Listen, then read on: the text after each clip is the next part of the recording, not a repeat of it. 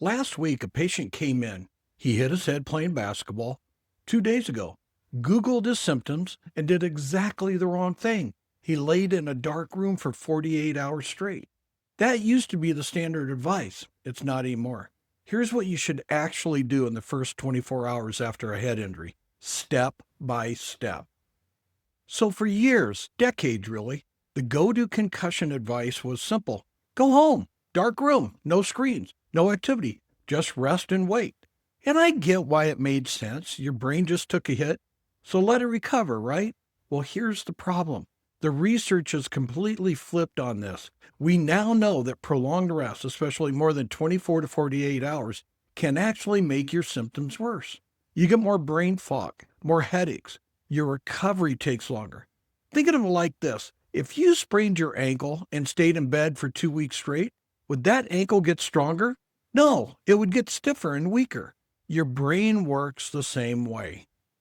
So here's what you actually do. Step one, the first 24 hours. Yes, you rest, but it's relative rest, not total shutdown. That means you can sleep normally, you can eat, you can have light conversations, you can even walk the dog. What you're avoiding is anything that significantly spikes your symptoms. So, no intense exercise, no heavy screen time, no trying to push through a full workday. The key word here is symptoms.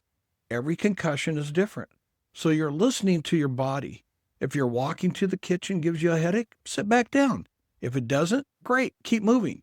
And here's something most people don't know: you can sleep after a concussion.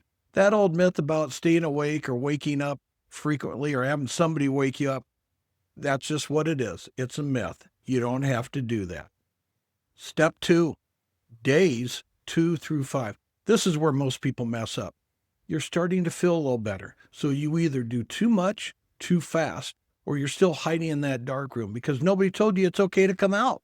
Here's what the current research supports: gradual return to activity.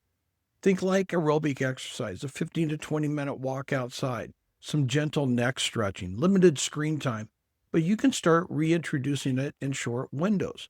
Why does light exercise help? Because it increases blood flow to your brain, and your brain needs that blood flow to start to heal. Still sitting in dark? Starves it. Now, and this is important, if any activity makes your symptoms noticeably worse, you back off. You're not pushing through the pain here. You're gently testing the waters. Now, most of what I just covered, that's the stuff your ER doctor probably won't tell you. But there's a third step that's even more important. And honestly, it's the one that makes the biggest difference between people who recover and those who are still struggling 3 or 4 months later, maybe even longer. Before I get to that, if you're finding this helpful, subscribe to the channel. I make videos every week breaking down what actually works for pain and recovery, not the outdated stuff. Hit that subscribe button so you don't miss it. Step 3, and this is a big one: get evaluated as soon as possible by a doctor who has specialized training in concussion diagnosis and management. And see, this is where a lot of people get stuck. They go back to the primary care doctor who says, just give it more time. Or maybe a CT scan gets ordered or another one gets ordered and comes back normal, and they're told nothing's wrong, but something is wrong. So you need a professional who performs a neurosports performance evaluation, not just standard imaging that tells you what your brain looks like, but a full functional assessment of how your brain and body are actually communicating. This evaluation uses 3 key technologies. First, the neck care system, which assesses your neck or cervical spine function.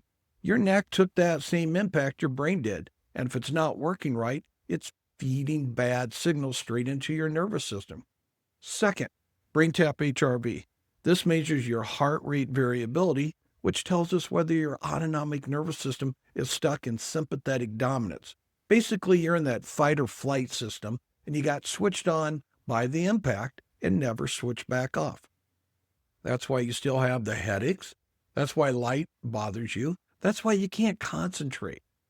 Third, kinetisense movement analysis. This is a 3D motion capture evaluation that shows us exactly where your brain-body coordination has broken down. You can't fix what you can't measure. Now, once we know what's wrong, you need a reset of your nervous system. And this is the part most providers can't offer. The only way I've seen this truly accomplished is with the newbie neurological stimulation therapy. The newbie sends targeted electrical input directly into your nervous system to retrain it, to essentially flip that fight or flight switch back off and restore normal function. It's not a TENS unit.